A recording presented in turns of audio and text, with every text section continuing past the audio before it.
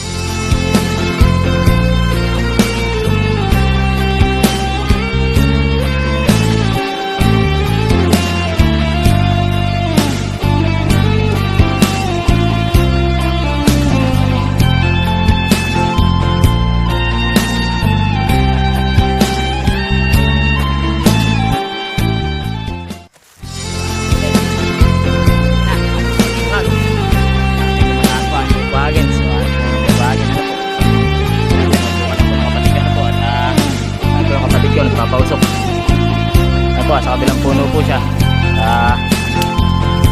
Maliit na puno. At yung akitin na puno ay ito. Ayan, mula po dyan hanggang doon sa taas. Ayun o, kapatid ko po yun. Tapos yung pukiyutan po na pinuhag, ayun po, isusumong ko po para po mas makita. Ayun po, tinututukan po ng kawayan. Ayun, layo po pa, sa ibabaw pa yun. Ayun, may kawayan po, may maapoy na yun. Nandito po sa baba yung maapoy sa may pinakang punong kahoy. Tapos yung pukiyutan ay nandun pa sa ibabaw ngayon. Ayun po,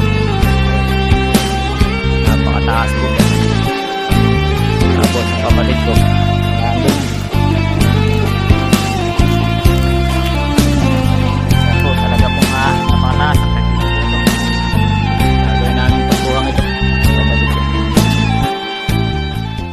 paano guys, amin po muna kukunin ano po. Subukan lang muna. Nakakit na.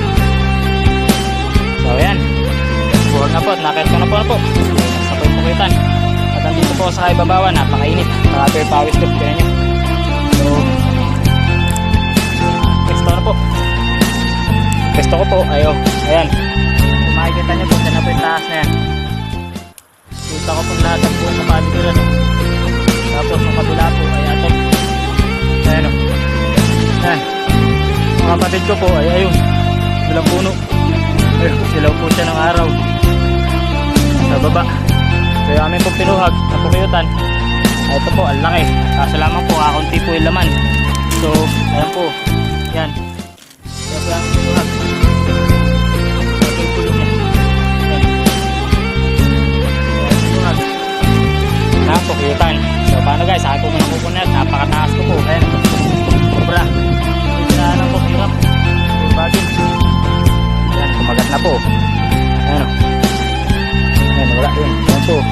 Kumagat na po. So, ayos lang. Sige, okay lang. Ayan, babag. Walang problema. Ayan po, kagat po ng kagat. So, kukunin ko po muna guys na pa. Update ko po kayo pagdating sa baba. Salamat. Ano po namin. May pukiyutan po ko eh. Kapit. So, ayan. Kanan niyo po yung dumi. Sulit yung dumi o. Ayan o. Tapos pawis. So, ito pa amin nakuha. Ayan o. Ayan pa amin nakuha. So, kapatid yan. Bali ito po naman ay mahigit na 1 kilo. Baka po mga pagsabobotehin po ng gin. Mga 3 bote lang po. Kakunti po pa natin eh. Napakataas. Pero ayos na rin po. Thank you Lord. Thank you for blessing. Blessing pa rin po to.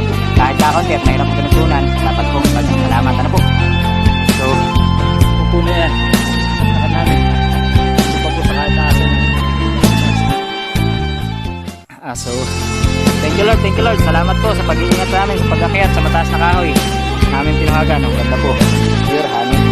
Yon, talaga naman pong may pure honey na naman. Ayan, po kami magkapatid. Ayan.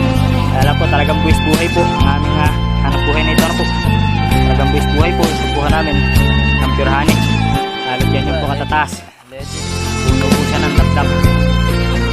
Kami po ang legit hunter. Ayan, salamat po sa pagtangkilik sa Razon's Pure Honey. Ayan, salamat po. So paano guys, hanggang sa muli po. Salamat sa inyong panonood. At thank you po sa walang sawang pagsuporta. Salamat. Hanggang sa muli. Bye-bye.